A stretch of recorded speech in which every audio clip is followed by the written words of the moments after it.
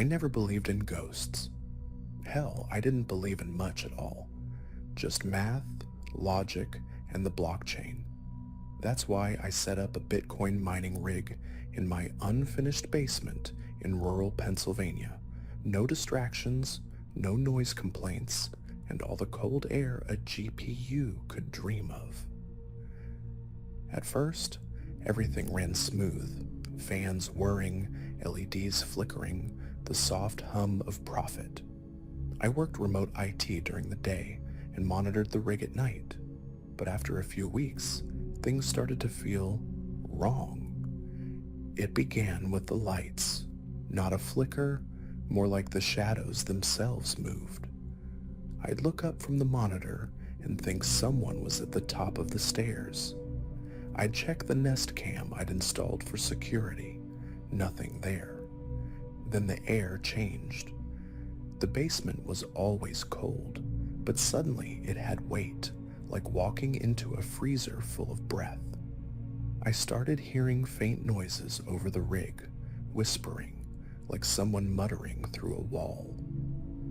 Probably pipes, I told myself. Then came the footsteps, slow, deliberate, on concrete. I ran upstairs thinking someone had broken in, only to find the front door still locked, the windows sealed. I checked every inch of the house, nothing, but the camera footage from that night that changed everything.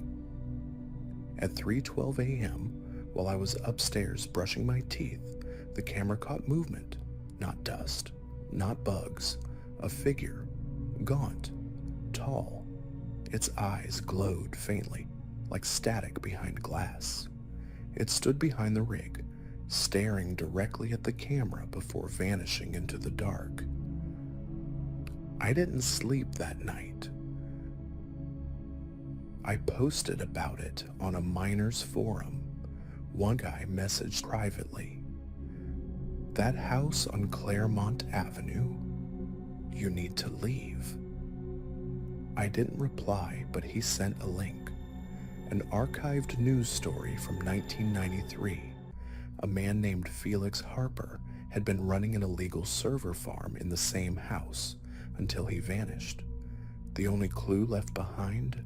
Cryptic symbols drawn in ash on the basement walls, and a VHS tape showing him speaking in tongues before his body seemingly disintegrated into smoke. I checked my walls, bare concrete, except one corner, hidden behind the rig, barely noticeable, blackened scratches. I scraped them clean, thinking maybe it was mildew. The rig stopped working that night. All screens went black, fans died, and then, one by one, the lights went out. I heard the stairs creak. Something was coming down. I froze. Phone in hand, I hit record. A voice, deep, rasping, not human, whispered something that still haunts me. "You mine the dead." And then I saw it, a figure with no face, wires and ash seeping from its chest, dragging its fingers across the rig as sparks flew. I ran. Didn't even grab my laptop, just ran into the street barefoot, screaming. When I returned with police the next day, the rig was fried. The walls were covered in symbols I never put there, and the footage corrupted, except for one frame, me asleep at my desk, and someone watching me from the corner of the room. They never found Harper's body. I sold the house 2 days later and moved in with my brother in New York.